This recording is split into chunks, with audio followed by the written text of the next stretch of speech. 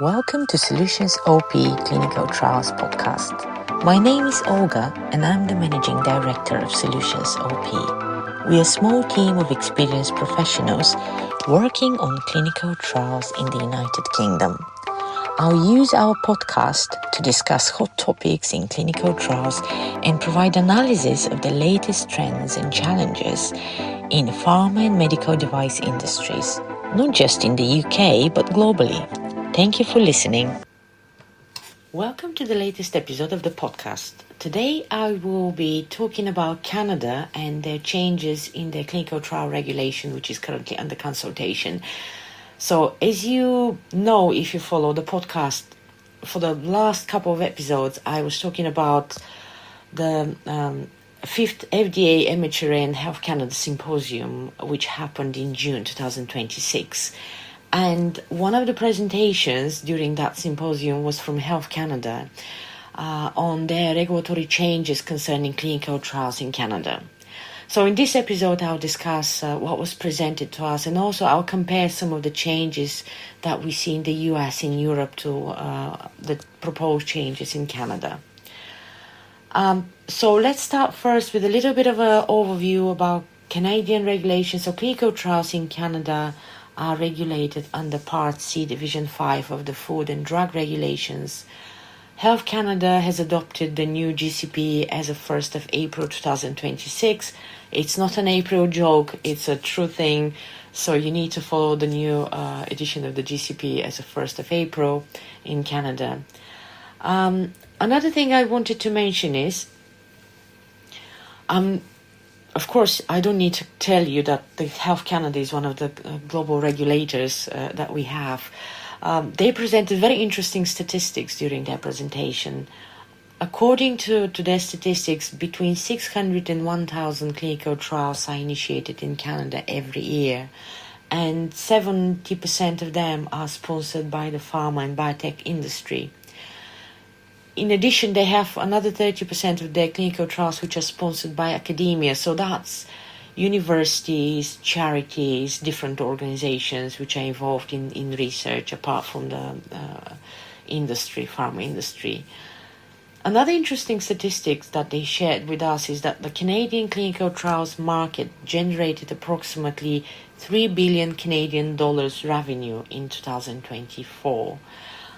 And here is a very good reminder for all of us that clinical trials and clinical research and drug development and innovations, it's all a very competitive market, and every country is trying to adopt new regulations, processes, or anything, tax initiatives, anything they can do to attract more innovations to their country. So it's a very competitive market.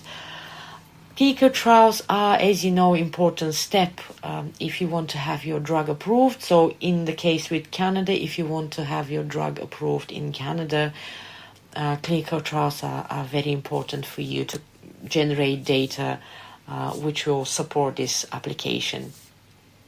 So Health Canada, similar to other regulators, are looking to implement regulatory changes which will make Canada attractive for the industry. So part of that attractiveness is to allow more flexibility and more transparency on the processes. And I will go through some points and things to discuss. So what are the reasons for the changes? I think that's something consistent with other regulators. One size fits all doesn't work. And we've seen this with different drugs and medical devices. They all have different specific needs for these studies, so we need to consider that. So the old thinking of one size fits all, the traditional clinical trials, is no longer up to date with the reality. So we need more flexibility. Another thing is we have a lot more personalized drugs. So if you think about rare diseases, when you have rare diseases, you have very limited amount of patients who can participate in research. So the traditional model of clinical trials where you recruit hundreds and hundreds of patients is no longer an option when you're talking about rare diseases. And sometimes there are really a couple of patients that could be treated, especially if you think from the point of view of some gene therapies, and they're very specific to a particular gene mutation, so that limits the patients who can participate. And of course we need to have more flexible approach here. And the last change, another change is the new technologies that we have in clinical trials. So we use a lot of medical devices in monitoring different parameters in clinical trials. So we have a lot more complex studies with different, as I said, vendors involved who are monitoring different parts important for the assessment of the study. So all that was not considered in the old model of the traditional clinical trials. And the last thing I was going to say was about the need for international collaboration and harmonization. So if we are serious about bringing new treatment to patients, we need to have some harmonization in our processes and regulations, so that we can make sure that everyone gets access to these new treatments. We don't just develop them for some countries and the rest not having access to them. Another thing I wanted to discuss is what Health Canada is looking to achieve with the proposed changes in the clinical trials regulation. So as I mentioned already, one important part is to reduce the overall burden to the industry and have a lot more risk-based approach. So for those of us who attended this symposium, we've heard a lot about risk-based analysis, risk-based approach, and this is what the regulators are thinking. It's MHRA and FDA, and we see this coming to the European Medicine Agency as well. Everyone is more focused on a risk-based approach rather than doing everything about everything. So we need to start changing the way we think about clinical trials, which will be difficult. I acknowledge this. So the risk-based approach allows a lot more flexibilities. As I mentioned already, we have very niche type of treatments. We have gene therapies, we have cell therapies, and so on.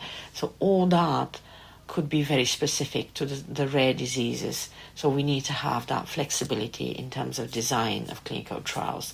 And to have that, we need to have flexibility within the regulation as well. So things are connected. So at the same time, however, we need to continue and have a proper oversight of the safety of the participants in clinical trials. So that's a very important part. We want to have the flexibility, but we don't want to jeopardize the patient safety. And another important thing I want to mention here is that the changes that Health Canada is bringing is in line with the other regulators in the US and Europe. So what they're doing is really consistent, and it's more of a harmonization in terms of at least the big regulators that we have. Harmonization is a difficult topic because we have different countries with different level of development. Not everyone could afford the same level of oversight of the different processes. So it is challenging, but there are things that we can do to have a better harmonized regulations globally, and hopefully better access to the patients. So what is the timeline for the new clinical trials regulation in Canada? It's currently in public consultation, and the final regulation is expected to be released in the spring of 2027. And it will come into effect in spring 2028. So if you're in Canada, you still have the chance to go and have a look at your clinical trial regulation and submit comments to Health Canada. I'm sure they will appreciate any feedback from researchers, industry, and charities and academia, everyone involved in research. So do that. It's important for them to have your feedback. So once the new regulation comes into effect, the current Part C Division 5 of the FDR and Part 2 of the COVID-19 clinical trial regulations will be repealed. So the new regulation will replace all this. So I've talked about what's been changing. So let's talk about what is not changing. So there are things that remain the same. And let's go first to the Health Canada. So in terms of Health Canada, all drugs that do not have marketing authorization or are used off-label will need to have clinical trial application and authorization before you can start the study in Canada. So that's still the same. Most applications will continue to be reviewed within 30 days. That's something which is consistent with other regulators that we see in Europe, particularly MHRA and US FDA. European Union is a bit more complex. They need a bit more time. But again, you need to understand that European Union is not a country. It's a conglomerate of different countries, and if you submit application to different countries, they all need to come back with feedback, so that takes time. So we need to understand that it's not so simple when it comes to the European Union. Health Canada will continue to monitor the safety signals and to perform risk-based inspections as they currently do, so that remains the same. So in terms of sponsors, what is still the same? So the sponsors will continue to submit clinical trial application prior to starting any studies in Canada. They will have to obtain research ethics board approval for each site that participate in the clinical trial. Also, they will have to monitor safety and follow GCP as they do at the moment. Another thing that will remain the same is for phase 4 clinical trials with authorized products, there will be no need for additional application, but the sponsor will continue to follow GCP, so that's still a requirement. Clinical trials involving humans to follow good clinical practice. So let's go to what is changing in the new clinical trials regulation. There will be a risk-based approach where appropriate in clinical trials. This is in line with FDA and European regulators. As I said, they all do this. They all want to have a lot more risk-based approach. Another important change is there will be a National Research Ethics Board, which will allow ethics approval on a country level. So there won't be difficult ethics committees at different centers where conduct clinical trials, but there will be one centralized type of approval. Now, this is similar to what we have in the UK. We also have that kind of centralized ethics committee, which streamlines the process. And I think this is really good idea. It will reduce a lot the burden for pharma companies having to submit in different ethics committees, dealing with questions from different ethics committees. You know, if you have 6, 7, 10 hospitals involved, it could be quite a significant workload for the company. So that's a very positive thing. In terms of European Union, however, we still have a lot of countries where they have local ethics committees, so it's not centralized. But in the US as well, as you know, they have different ethics committees at different centers. But I think the centralized approach is a good one if there is a good coordination and if everyone is happy, obviously, the hospitals to follow that process.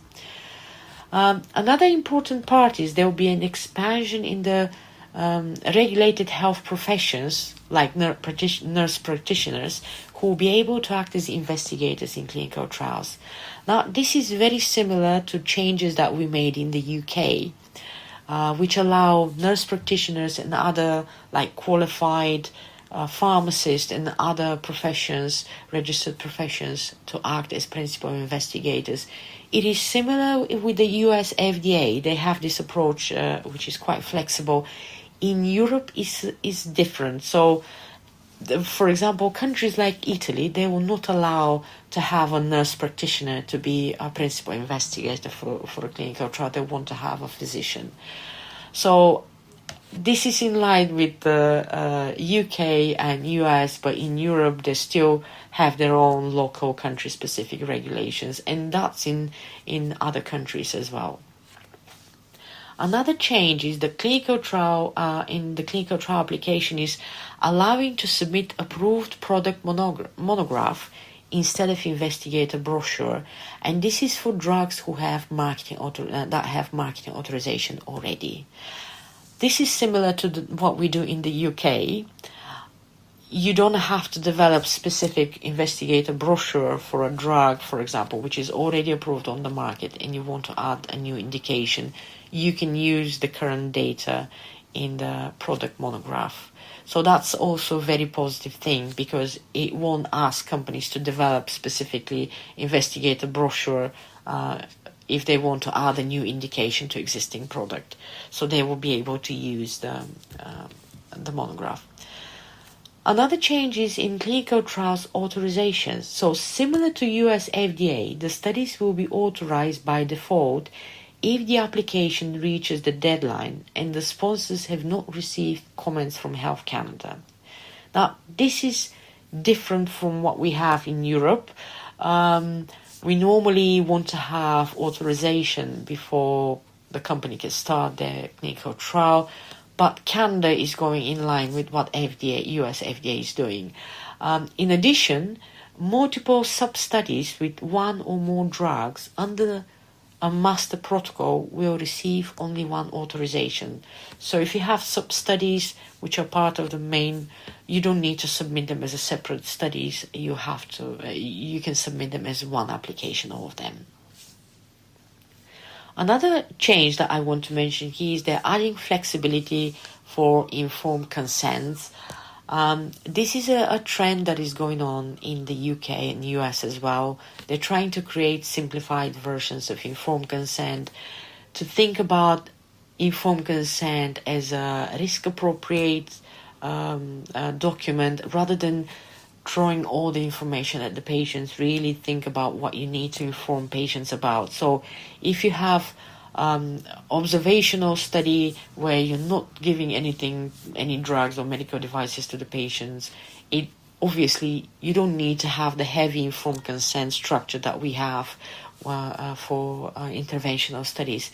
So this is something that they're discussing, and they're planning to have more flexibility in terms of informed consent, also who can take informed consent, and so on. There will be changes in what needs to be submitted as notification to Health Canada. Now, all that aims to reduce the burden for the companies, because, as you know, in the past we had a lot of things that we need to submit, like quarterly reports and things like that. So all that is disappearing, which is good news for the companies, because they'll have more time to focus on what is important, rather than creating updates for the regulators. And this is something to what we see with the US FDA, with the European Medicine Agency, and the UK MHRA as well.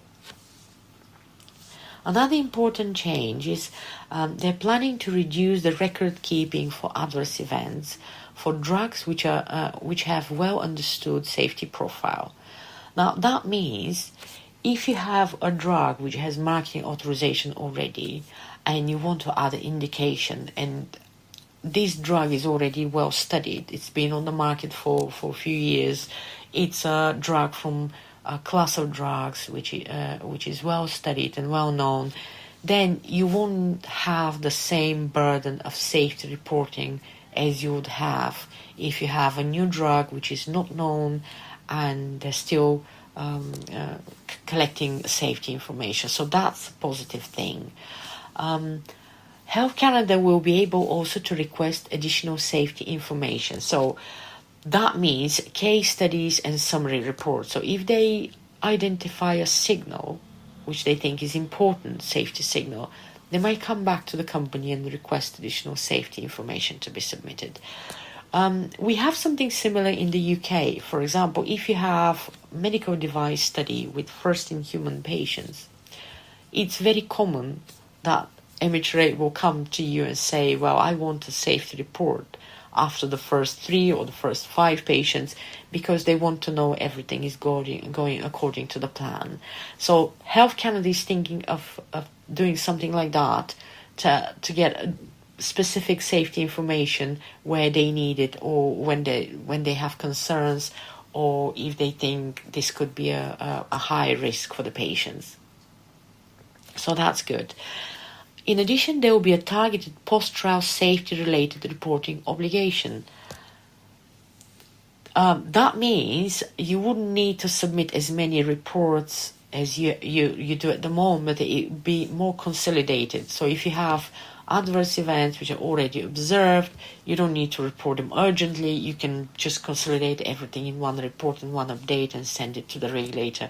So we'll see what kind of changes they will come up. So you have to think about this as a regulation with an ongoing consultation. So we don't know what their final decision will be. They might change things.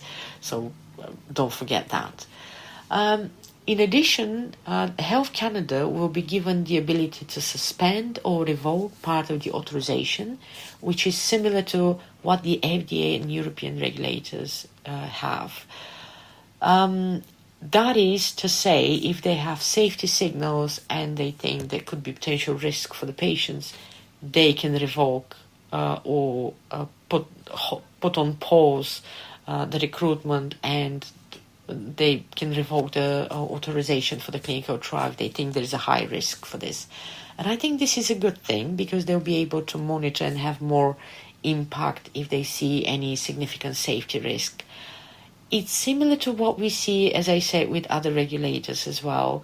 For example, in the UK, what we're going to have is the clinical trials will lapse. If you don't start the clinical trial within 2 years after you've obtained authorization, it will lapse. You need to submit it again. So the idea that we had in the past that sometimes companies submit a clinical trial and then they don't start it for another 5 years because they don't have the drug product manufactured and so on, that will not happen in the future.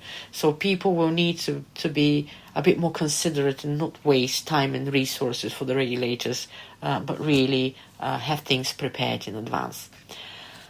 So all these changes, as I said, it's still in consultation, so we don't know what the final decision will be. But the changes that Health Canada is proposing are in line with what we see from other regulators, as I said. We are beginning to understand that we need more flexibility if we want to foster innovations, and that the rigid regulatory frameworks and thinking are obstacles in drug development. Most of the regulators are starting to see this one. I hope the governments will start to see it as well, because there are plenty of initiatives that could be done to attract investment in their country and drug development. As always, I'm in favor of global harmonization when it comes to patient safety and drug development, which will make it easier for innovations to reach the market. Something that we have significantly suppressed in the regulatory field with too many guidances, too many requirements. So there are things that we can do. We can reduce the burden for the companies, and we can foster more innovations by allowing them to make the decisions. But at the same time, as I like to say, this is not only the problem with the regulators. We have problem with the companies too. They need to learn to take more responsibility for their products and what they develop. It's not the regulator to tell them every step in their drug development. So we need to have both sides involved, the regulators and the companies, and of course everything the governments can do to support with any tax initiatives and so on to support the drug development that will of course benefit and attract more business to their country. Thank you so much for listening. I hope that was interesting.